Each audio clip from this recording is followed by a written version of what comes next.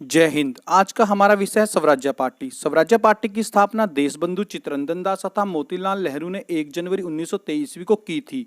इतिहासकारों के अनुसार स्वराज्य पार्टी का पहला अधिवेशन मार्च 1923 में मोतीलाल नेहरू के आवास पर हुआ था, किंतु प्रोफेसर तिवारी के अनुसार स्वराज्य पार्टी का पहला अधिवेशन इलाहाबाद के स्वराज्य भवन में हुआ था। स्वराज्य पार्टी की स्थापना के दो महत्वपूर्ण कारण थे। पहला था महात्मा गांधी द्वारा असहयोग आंदोलन को स्थगित कर देना, और दूसरा महत्वपूर्ण कारण था 11 दिसंबर 1922 में भारतीय राष्ट्रीय कांग्रेस का अधिवेशन बिहार के गया में आयोजित किया गया था। इस अधिवेशन की अध्यक्षता चित्तरंजन दास द्वारा की गई थी, जबकि मोतीलाल नेहरू इस अधिवेशन के महामंत्री थे।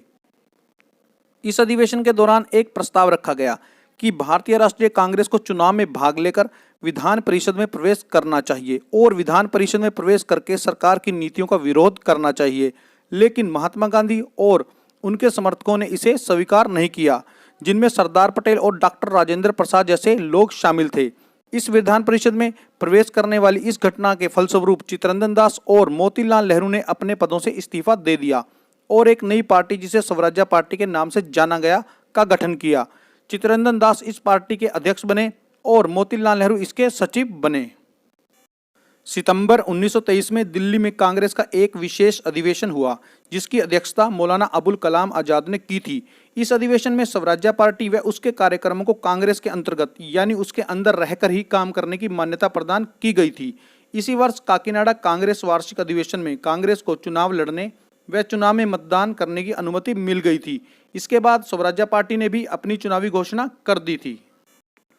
स्वराज्य पार्टी का उद्देश्य था कि कांग्रेस के अंदर रहकर चुनावों में हिस्सा लेना और विधान परिषद में स्वदेशी सरकारें गठन की मांग उठाना और मांगों के न मानने पर विधान परिषदीय कार्रवाई में बाधा पहुंचाना आदि।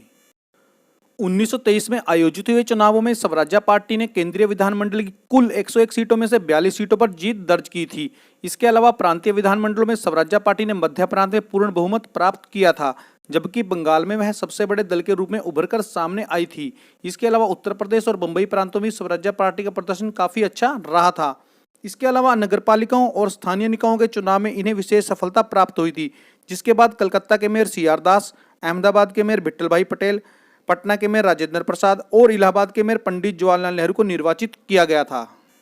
16 जून 1925 में चित्तरंजन दास की मृत्यु हो जाने से स्वराज्य पार्टी को बहुत बड़ा धक्का लगा, जिसके बाद 1926 में हुए इलेक्शन में स्वराज्य पार्टी को उनकी आशा के अनुरूप सफलता नहीं मिली, जिसकी वजह से विधानमंडलों में राष्ट्रीय मोर्चा बनाने में वह पूरी तरह से नाकामयाब रहे।